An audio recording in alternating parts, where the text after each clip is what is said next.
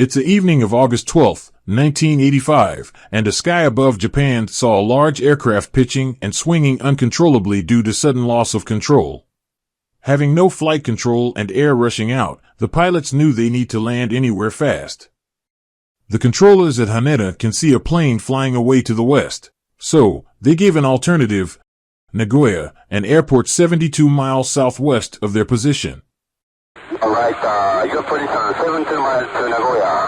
Yeah, can you run to Nagoya?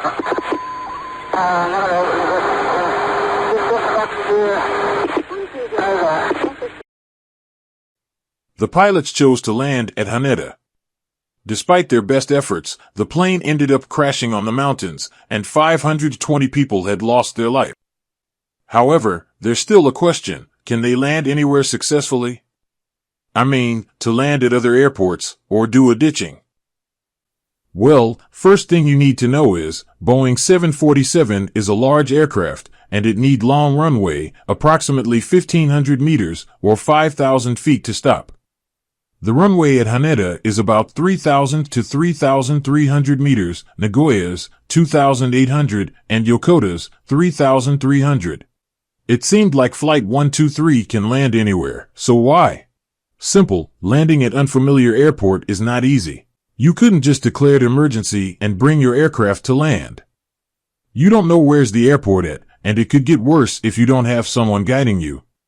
After pilots identify problem and declare Mayday or Pan, they need to tell the ATC what's happened, and ATC will guide them to land at nearest airport. The airport will get everything ready for diverted aircraft, such as stop all departures and arrivals, divert other flights, and get every emergency services up and ready. So now, it's up to pilots to get an aircraft down safely. They need to have an aircraft under control and having everyone prepare for emergency landing. The pilots need to know a surrounding, such as what airspace they got into, how the airport looks like, what the weather's like, and is there any obstacles they had to deal with. Furthermore, they need to search and grab an approach chart for a landing airport and quickly read how to make an approach. Then begin a rapid descent and set a plane up for landing while dealing on emergency. It takes a lot of time. Even they required to land at nearest airport, so it might be better to land anywhere they're familiar with, unless they had no choices. For pilots of Flight 123, not only to keep their plane under control, but also had to deal with sudden loss of air pressure, because when vertical stabilizer gave away, it left a big hole on the rear of the aircraft, allowing those air to escape. Even though everyone in a cabin got their oxygen masks on, they're not enough for them to stay long in higher altitude. Surprisingly, none of these pilots don their oxygen masks, which allows hypoxia to kick in, limited their ability to think clearly. Despite of this, they managed to keep their plane flying with limited control they got. Even though they choose to land at Nagoya or Yokota, they need fly over the cities, and if they lost control of their plane, they might crash before reaching any runways, and a death toll might be higher. So, what about water landing? Well, they don't choose water landing, but investigation does.